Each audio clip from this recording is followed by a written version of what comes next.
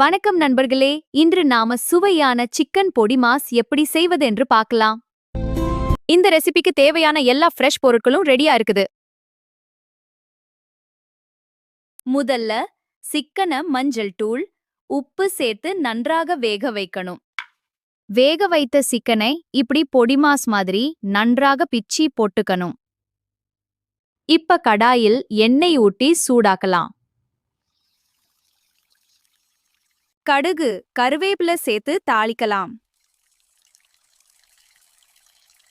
வெங்காயம், பச்சை மிளகாய் சேர்த்து நன்றாக வதக்கணும். இஞ்சி பூண்டு விழுது சேர்த்து நன்றாக வதக்கணும். இப்ப பொடிமா சிக்கன் சேர்த்து நன்றாக கலக்கணும். மிளகுத்தூள், மிளகாய் தூள் சேர்த்து லேசா வறுத்தாதான் ஃபுல் ஃப்ளேவர் வரும்.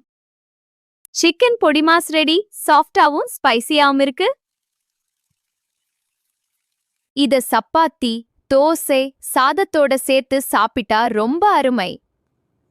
இந்த ரெசிபி பிடிச்சிருந்தா லைக் பண்ணுங்க, ஷேர் பண்ணுங்க, சப்ஸ்கிரைப் பண்ண மறக்காதீங்க.